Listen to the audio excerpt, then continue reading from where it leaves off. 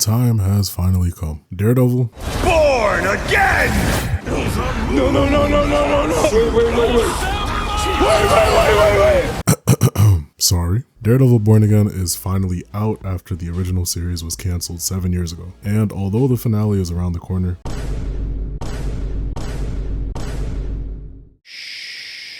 the series had me feeling nostalgic, and I wanted to turn back the clock and look at the original Netflix series, a show that I love so much. The Netflix Defender saga was my second major source of Marvel entertainment throughout the 2010s, and Daredevil was a show that helped change my brain chemistry and managed to be consistently good until it was canceled. A lot of the conversations surrounding Born Again have been all about it being able to match up to the original series, so it only feels right to look at the masterclass of television that is Netflix's Daredevil. It feels way too easy to forget just how good TV can be, but watching season 1 of Daredevil reminds you right away. Watching this for the first time was simply different. Unsuspecting middle school me was just trying to get another fix of literally anything Marvel related, and I stumbled upon what was a really cool show to me at the time. But rewatching it a few years later allowed me to appreciate it in ways that I simply couldn't have back then. Middle school me was just caught off guard by people swearing, people getting freaky deaky, and people actually dying, like very gruesome deaths that get crazier later on. I had no idea just how hard this show went when you really peel everything back, which is why the first episode of Daredevil is very easily one of my favorite first episodes of anything. It's a masterclass in setting the tone of your series from the jump. Going into the show, my knowledge of Daredevil as a character was pretty surface level. I knew he was an acrobatic fighter that used billy clubs. I think I knew he was blind, but I didn't know he had heightened senses because of the accident that gave him powers. I just thought he was the greatest blind man of all time. And I also knew that he hung out with Spider-Man sometimes. But the show quickly showed me that there was so much more to Matt Murdock. Between the inner conflict of his faith and being a vigilante, on top of also trying to be a lawyer and running a firm with his best friend, my guy is juggling a couple dozen plates. But I love that we're dropped right into it. We see the accident that made Matt go blind, and then cut to him in a confessional booth in present day, asking for forgiveness because that same night he'll be going out as the Masked Man. Even though he doesn't have the title or the suit just yet, Daredevil's already an active figure. Daredevil and the rest of the Defender series were great because they really show off how grimy the NYC streets are, because all we've gotten to see is Iron Man and the gang fight aliens. Gangsters are all over the city, people are getting trafficked left and right, and Matt Murdock is ready to intervene every time. Outside of the crime fighting, we get to see his dynamic with Foggy, who he's only been practicing for 7 hours with, and eventually the two of them help Karen Page with what is the craziest murder charge of all time. And it's all paired with some amazing visuals, which I will get back to later. The rooftop fight at the very end of the episode is one of my favorites, and I think it is just as iconic as the hallway fight that everyone knows and loves from the series. Although I said this was my favorite first episode, this might be one of my favorite first seasons in general. The way that the story unfolded felt really satisfying, and that's something the show is really good at overall. The Union Allied mystery was especially cool to me because just like Daredevil, I barely knew anything about Kingpin either. I knew he was a big boy, he fought Spider-Man on occasion, and he chilled in Fisk Tower in that 90s cartoon, which made me think he was primarily a Spider-Man villain. But in this show, an absolutely insane individual. He's already a Kingpin, but throughout the season we get to see what truly transforms him into the Kingpin that we all know. You know how much of a demon you gotta be for someone to kill themselves after giving up your name? And up until that point, you would have thought he was Voldemort. There's a lot of power in knowing that you can introduce your main villain within the last minute or so of the third episode in the show. It's even wilder when him and Matt don't meet face to face as Daredevil and Kingpin until the end of the season. And I think the contrast between these two adds so much weight to the story. You have a street vigilante with nothing to lose versus a hidden villain and his unseen empire trying to make his way up in a way that if anyone messes with it, he has everything to lose. In hindsight, it is kind of funny that this show did the whole earn your suit by the end of the season thing that the Disney Plus shows are notoriously known for, but it actually works here. Matt gets his ass handed to him by Nobu and Kingpin and finds exactly what he needs if he's going to continue to go after them. And what really makes it work is telling Melvin Potter that he needs a symbol. Seeing him suit up and confront Kingpin at the end was one of the most satisfying things ever. The first season is one of those pieces of TV where if you have seen it, it would be almost criminal to not recommend it to anybody. And if you haven't seen it, you are absolutely doing yourself a disservice. It really is a masterpiece. And although season 1 is a masterpiece, season 2 is easily the weakest of the 3 to me. But that isn't to say it's terrible. If the others are a 9 out of 10, or the 10 out of 10s I'll say they are, it's an 8 or an 8.5 out of 10. There are 2 halves to the season, and also 2 storylines, the Punisher and some more classic gang violence, and the introduction of Elektra and the Hand. And one of these is definitely better than the other. There's times where these storylines kind of overtake one another, and I find myself wanting to go back to the one that we left, depending on what was going on. Everything Punisher is easily where the season stands the strongest because the whole arc involving him is even more peak Daredevil. After Kingpin goes to prison at the end of season 1, there's a power void. A whole bunch of gangs are trying to take advantage of that, but Frank Castle shows up just in time to completely disrupt everything that is going on. But the show makes sure to let you know that it isn't just senseless violence. Episode 3 is the one where Matt and Frank debate their morality on a rooftop, and it is genuinely a top 5 episode of the whole show. Daredevil was one of the few shows growing up that taught me dialogue can be just as entertaining as action if done well enough. And I was entertained just watching these two argue what makes their methods more correct than the other. Because Frank Castle is different, but there are times where he does have a point. While Matt believes in redemption and not being a judge or the jury, Punisher is judge, jury, and executioner. Sorry for another Rivals joke, but he doesn't see it the same way as Matt. When it comes to Elektra, I don't hate that storyline either. Before rewatching, I really hated how out of nowhere her introduction felt, but then I realized that that might actually be the point. Matt hasn't seen her in years, and all of a sudden she pops up out of nowhere, which is exactly how it feels as a viewer. And she disrupts everything that he has going on. She has a good dynamic with Matt. It was nice to see their history, and overall, anytime the two of them were on screen together, it was all good stuff. It's everything involving the Hand that makes it the weakest, in my humblest of opinions. Sometimes I forget Stick, Matt's old mentor, popped up in season 1, but he shows up again, and him and Elektra are the gateway to this whole storyline, which is really there to set up Iron Fist and ultimately the Defenders so that they have an enemy to actually defend New York from. But it gets boring. I think a big part of it is the Hand being this faceless group with who knows how many members, even though we get to see some of the leaders eventually, but it didn't match up to Kingpin and whoever was working for him during season 1, and the Punisher for his parts of the season where he was a villain along with the gangsters. Everything revolving around Frank was perfect to me, especially his trial. Obviously we get one of the best memes of all time out of it, but it is also some of the best courtroom stuff in the series. I'm happy that Karen and Foggy got their moments in the spotlight. Foggy's whole speech in the hospital is one of my favorite moments in the whole season. And I also like that Karen was really the only person that believed in Frank and just wanted to get to the bottom of whatever he was getting up to. Season 2 is a little bit of a dip. I don't think it's necessarily because Kingpin wasn't the main antagonist or anything. He does show up here and there in prison. And I liked Matt having 2 different figures, one completely new and one from his past, challenging his morality as a hero.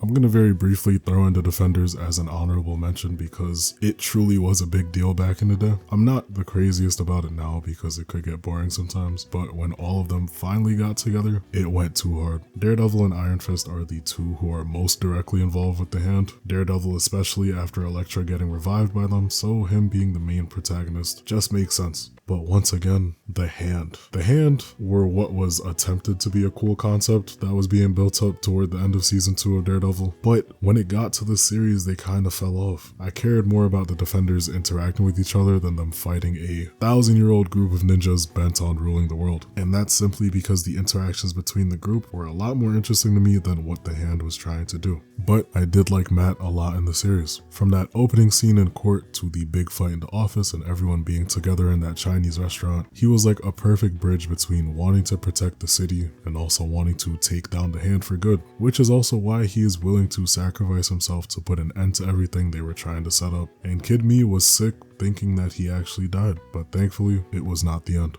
If season 1 was a nearly perfect introduction to the streets of New York full of gangsters and only a few people brave enough to stand up to them, and season 2 was a pretty good continuation where its peaks match the previous season, season 3 is damn near perfection and an unintentionally generational conclusion to this original run. Anytime I think of this season, I just smile because I think, yo, they really did that. I unfortunately did not catch this season when it originally premiered back in 2018 because life Life was lifing, and I was too busy to realize it came out, so I did know about some things when I did get around to watching it for the first time. But that did not stop me from still being amazed at the show, watching everything in this season unfold in real time. It's something else about seeing a main character at rock bottom with no choice but to get back up and just try to fix himself. And Matt Murdock is at the deepest, darkest bottom imaginable at the start of season 3. When we find him after Defenders, he's half dead. His friends think that he is actually dead, and the explosion combined with a building falling on him have ruined his hearing. Meanwhile, Kingpin is still locked up, but manages to create a plan that is 8D chess that ends up with the FBI playing right into his hands and working for him. It is quite literally insane how much he finesses everybody. This season felt like a movie, and not in the Disney Plus series split up into episodes kind of way. It's the thrilling, ultra locked in, crazy storytelling kind of way. I was on the edge of my seat so often, I fell off a couple times. Matt is dealing with a lot of conflict, inner in the sense that he has pretty much given up on his faith in himself, but also understanding that he's the only one who can stop Kingpin since he's out of prison. There's no better way of showing how deep of a hole he's in than having his biggest enemy be the voice of doubt in his head, and outer in the sense that we get introduced to Bullseye. If my knowledge of Daredevil and Kingpin were the definition of surface level, I only had crumbs when it came to Bullseye. The only time I saw bro was this Superhero Squad online boss fight. But Benjamin Poindexter is not only one of the greatest characters in the entire series, but one of the best MCU villains of all time. He's a demon and someone Matt simply hasn't gone up against yet. It was like Jackson Storm versus Lightning McQueen a lot of the time when they fought, making the conflict with himself even worse. My guy was petrified after he fought Bullseye for the first time. And I completely get it, because that fight is one of my favorites in the series, but Matt gets cooked. A lot of my favorite moments from the show come from this season. I try not to throw this word around because it has been used to death, but the aura is just overflowing. It's been present in every season, but here, Matt's aura farming is at an all-time high. The way he pulls up to the bulletin to confront Bullseye, quite possibly my favorite episode of the series where he has to fight his way out of the prison. It felt like something straight out of a video game, and it had me going crazy seeing it go down for the first time. And if I'm being honest, season 3 made me feel like the black suit is a million times better than the actual Daredevil costume. A major theme of this season is fighting past mistakes, whether it be Matt himself, Ray Nadeem, Karen, Sister Maggie, and I think seeing Matt finally apologize to Foggy and finally feeling whole with himself right before he confronts Kingpin is just a beautiful message to go along with this season. And for the cherry on top, we get the iconic three-way fight between Bullseye, Kingpin, and Daredevil at the very end, and Matt's speech to Kingpin telling him that he finally beat him. And even though he does throw some of the fakest punches I've seen in my life, that does not take away from how much this scene gives me chills when I watch it every time. Season 3 is truly everything to me. I will never not take time out to rave about it when it comes to talking about Daredevil, and I'm happy that I actually did sit down and watch it, despite the show having been canceled for 4 or 5 years when I saw it for the first time.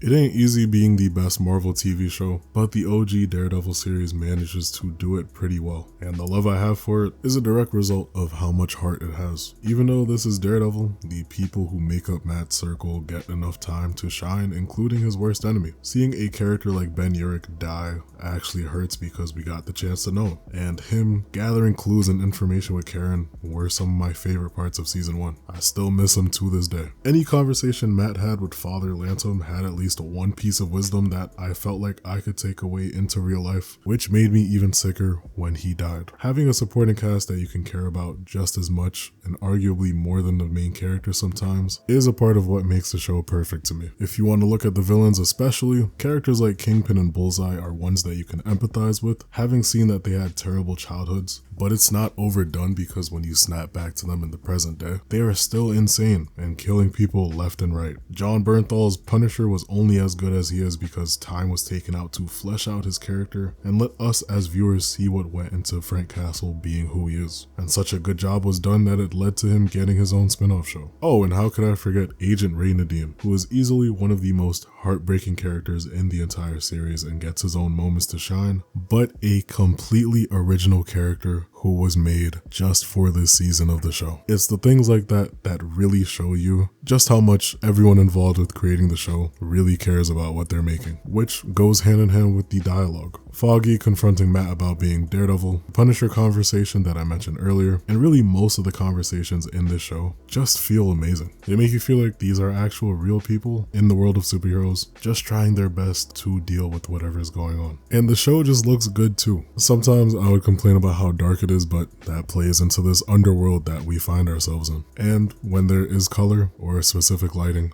it truly is stunning. Some of the scenes in Matt's apartment are my favorite simply because of how certain lights shine through the apartment. Then we find ourselves at the main MCU, and Mr. Murdock's had a couple cameos leading up to this series. A quick one in No Way Home that was subtle in the best way and still makes me smile when I see it. He showed up in what was my favorite episode of She-Hulk, and what a show that was. Oh my god. And of course, most recently prior to the show, he is in a flashback in Echo where he fights Maya Lopez. Then you've got Kingpin, who was the villain of Echo and the overarching villain in Hawkeye, and I've appreciated the subtle threads that they've strung along with the two of them to really say that they didn't disappear or don't actually exist in the MCU. They've just been doing things in the background. And it's funny because they've always been canon. The first season mentions the incident multiple times, which is the Battle of New York. There are even newspapers with that exact sentence as a headline. And there is literal promo art with the Avengers Tower in the background. So they've just been in this weird bubble waiting for Kevin Feige to give the thumbs up for them to come over to the MCU, I guess. I originally wanted to make this video before Born Again came out, but I was just too excited for the show. So here we are now. It's been out and the show has made me feel a lot of things. Happiness and excitement just based off it existing, but also anxiety because of it potentially not hitting the same way as the original. The nostalgia that made me want to talk about the original show is both good and bad based on some of the things that it reminds me of and also some of the things that it lacks heavily. And even though I don't plan on talking about it in detail here, I will say that Daredevil Born Again is a different show and you can tell that it's a different show. But I will talk about it when I talk about the rest of Phase 5, so don't worry too much. I was never there for the whole Save Daredevil campaign back when the show was first cancelled, but if I was, boy, I'd be throwing a parade myself. Born Again being a thing shows off that the fans maybe do know what they're talking about sometimes. Even though he's been in the MCU for like 4 years now, I'm just happy Daredevil is back, headlining his own series, and potentially opening the gate for the rest of the Defenders to officially enter the MCU because people love them just as much as they love Daredevil. Jessica Jones season 1 is right up there with all of Daredevil to me. So Marvel, thank you for bringing us back to this corner of the universe. Again, I'll be back to talk about Born Again in much detail. As always, thank you for watching. Take care of yourselves. If you enjoyed, like and subscribe, and have a good one. You be in Miami with your family, those your brothers, ayy. When we split apart, there's still love between our mothers, ayy. No, we ain't together, but whatever, I still fuck with you. Used to get the numbers, selling flights to get them dirty blues.